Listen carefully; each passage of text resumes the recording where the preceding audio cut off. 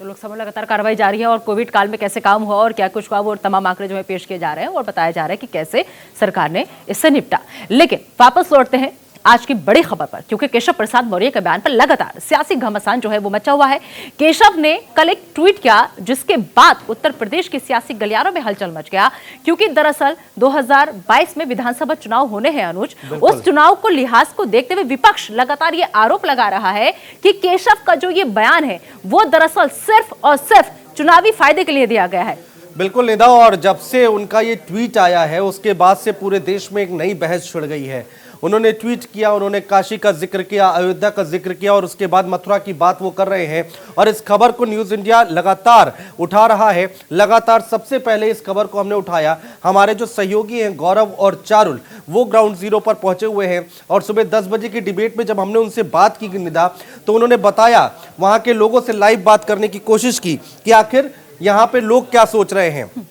तो वो लोग कह रहे हैं कि यहाँ पर बहुत शांति है, हाँ सुरक्षा व्यवस्था बढ़ा दी गई है, लेकिन जो भी आ रहा है यहाँ पर आकर दर्शन कर रहा है और उनको उससे कोई लेना देना नहीं है।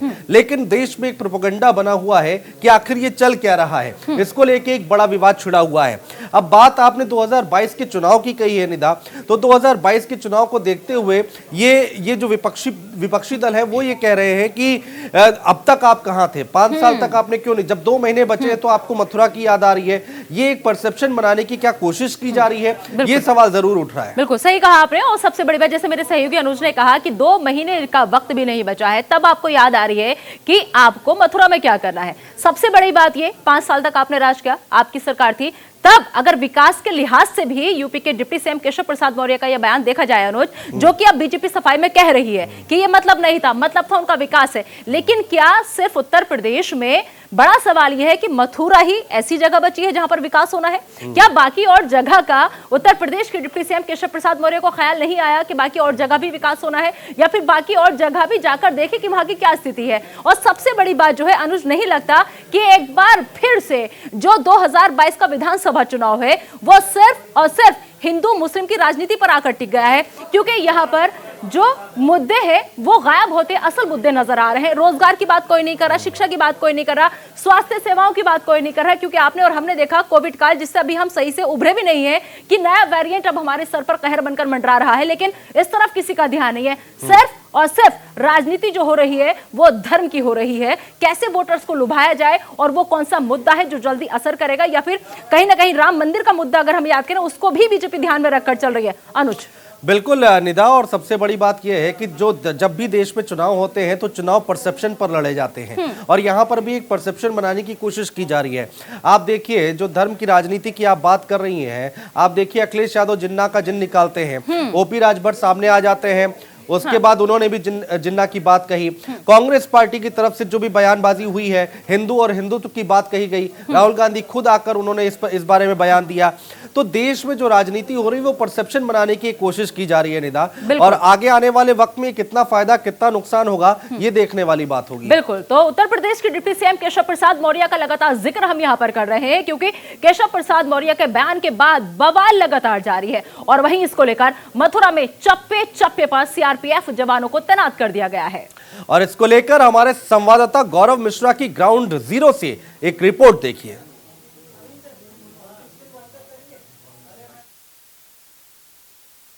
इस वक्त मौजूद हूँ श्री कृष्ण की जन्म नगरी मथुरा में, और मथुरा की अगर बात करें तो मथुरा में एक बार फिर से तनावपूर्ण स्थिति देखने को मिल रही है।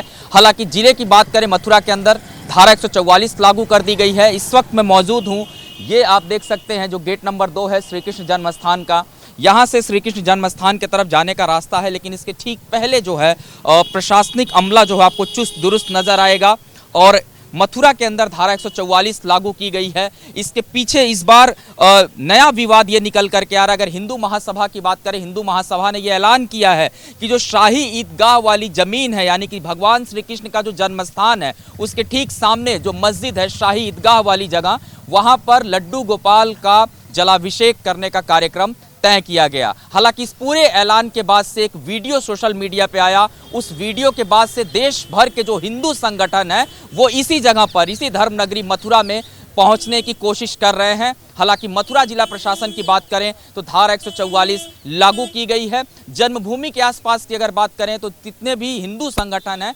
उनको यहाँ नहीं पहुँचने दिया जा रहा है। किसी भी प्रकार का कोई सार्वजनिक कार्यक्रम, भीड़ भाड़ जुटाना साफ तौर पर मना किया गया है। क्या सोचते हैं यहाँ के लोग, उनसे ही बातचीत करते हैं। ये बताइए, जिस तरीके से पूरा एक ऐलान किया गया, हिंदू महासभा ने कहा कि जो शहीदगाह की जमीन है वहाँ पे इस बार लड्डू गोपाल का जलाभिषेक करेंगे, क्या देखते हैं आप लोग? क्या इस ऐलान का कोई असर है? कुछ लोग एकत्रित होंगे या 144 लागू है इसलिए कार्यक्रम सफल नहीं हो सकता है? देखिए, जिन्होंने कहा है उनका करने का काम है। हाँ। प्रशासन का जो काम बनता है प्रशासन करेगा, जो पब्लिक का काम बनता है वो पब्लिक करेगी। इसमें कुछ अभी हम लोग निर्णय नहीं दे सकते कि क्या होगा। आपको कोई समस्या नहीं है? नहीं, हमको कोई समस्या नहीं। ये बताइए, जो पूजा पाठ करने की बात की जा रही है, तमाम हिंदू संगठन यहाँ पहुँचेंगे, एक मथुरा वासी होने के नाते आप किस तरीके से देखते हैं ये जो पूजा पाठ की एक अपील की गई है कि शाही ईदगाह पे ही पूजा पाठ किया जाएगा? देखिए, बात ऐसी है, अभी तो कुछ हो नहीं रहा है इस समय। हम देख भी नहीं रहे, कहीं भीड़ भी इकट्ठी नहीं हो रही इससे। जब समय आ गया अब देखा जाएगा। प्रशासन काफी सख्त है यहाँ पे इसको लेकर। प्रशासन सख्त है इस समय। हाँ। प्रशासन बहुत सख्त है, इसीलिए भीड़ एकत्रित नहीं हो रही। नहीं हो रही है। देखिए, बिल्कुल ये यहाँ के लोकल लोग हैं, इनका साफ तौर पे कहना है कि इस पूरे घटना के बाद से जब ये प्रकरण निकल करके सामने आया कि शाही ईदगाह वाली जगह पर भगवान श्री कृष्ण का जलाभिषेक किया जाएगा, और 6 दिसंबर की तारीख आखिर क्यों महत्वपूर्ण हो जाती है इसे भी समझना होगा। क्योंकि अयोध्या, आपको याद होगा, अयोध्या में जो बाबरी विध्वंस किया गया था ये वही डेट है 6 दिसंबर, और उसी के आसपास मथुरा में कूच करने की बात की गई है। और इन सब के बीच उत्तर प्रदेश के डिप्टी सीएम केशव प्रसाद मौर्य का भी एक बयान सामने आया। उन्होंने कहा कि अयोध्या हो गया, काशी हो गया, दोनों जगह की तस्वीरें चमक रही हैं, दमक रही हैं, भगवान को स्थान मिल गया, मथुरा बाकी है। तो इसके बाद से तमाम जगहों पर जितने भी हिंदू संगठन है, केशव प्रसाद मौर्य के बयान के बाद से ये माना जा रहा है कि उत्तर प्रदेश में चुनाव से ठीक पहले क्या एक सियासी एजेंडे की तैयारी है मथुरा के नाम पर। इसलिए भी मथुरा जिला प्रशासन की बात करें तो साफ शब्दों में कहा गया है कि किसी प्रकार की कोई भीड़ जो है वो यहाँ नहीं होने दी जाएगी। और अब देखिए, मुख्य द्वार आपको दिखाता हूँ। आकाश, ये तस्वीरें दिखाइए, ये है मुख्य द्वार, क्योंकि जो मंदिर निर्माण का काम है मथुरा में, रिनोवेशन का काम लगातार चल रहा है और सालों से चल रहा है। ये गेट जो है भव्य और दिव्य तरीके से बनाया जा रहा है।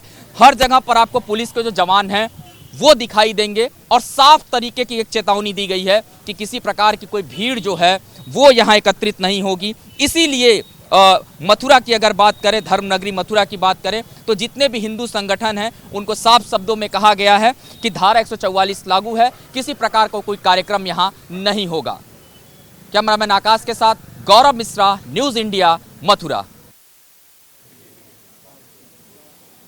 तो मेरे सहयोगी गौरव की आपने ये रिपोर्ट देखी कि इस वक्त जो मथुरा वासी है वो क्या सोच रहे हैं, और इस वक्त जब ये बवाल मच रहा है केशव प्रसाद मौर्य के बयान पर, तो क्या वाकई में मथुरा में जो लोग रह रहे हैं, जिनकी रिहाइश गाह है, क्या वो डरे हुए, सहमे हुए? लेकिन वो लोग कह रहे हैं कि यहाँ पर ऐसा कुछ भी नहीं। आइए 6 तस्वीरों के जरिए आपको दरअसल समझाने की कोशिश करते हैं कि हो क्या रहा है। देखिए, सबसे पहले ही तस्वीर में आप देखिए केशव प्रसाद मौर्य का बयान आता है, जिसके बाद विपक्ष जो है वो परेशान हो जाता है, और इसके अलावा हिंदू संगठन के नेता जो है उनको नजरबंद कर दिया जाता है। और मुश्किल घड़ी, ऐसा हम क्यों कह रहे हैं? क्योंकि मथुरा में सुरक्षा जो है वो कड़ी कर दी गई है। अनुज, बिल्कुल, और सुरक्षा व्यवस्था कड़ी है, उसकी तस्वीरें हम आपको दिखा रहे हैं। सीआरपीएफ ने एमएचए को रिपोर्ट भेजी है, यानी कि एक रिपोर्ट भेजी गई है यहाँ पर, और बताया गया है कि आखिर एक्चुअल कंडीशन क्या है, वहां पर मौजूदा हालात क्या है। हिंदू संगठन के नेताओं को नजरबंद कर दिया गया है। जो जलाभिषेक की बात कही जा रही थी उसको देखते हुए ये कदम उठाया गया है।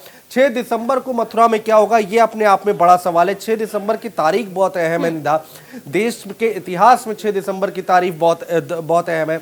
तो ये सवाल उठ रहा है कि मथुरा में 6 दिसंबर को क्या होने वाला है। 6 तस्वीरें देखकर आप अंदाजा लगाइए इस वक्त मथुरा में क्या कुछ हाल है। वहां पर सुरक्षा व्यवस्था चाक चौबंद कर दी गई है, और कोई भी गलती ना हो, कोई भी कुताही ना बरती जाए, इसका खास ध्यान रखा जा रहा है। बिल्कुल, तो 2022 का रड़ समझाने की कोशिश की इन 6 तस्वीरों के जरिए हमने आपको। फिलहाल एक छोटा सा ब्रेक, लेकिन आप बने रहिए न्यूज़ इंडिया के साथ।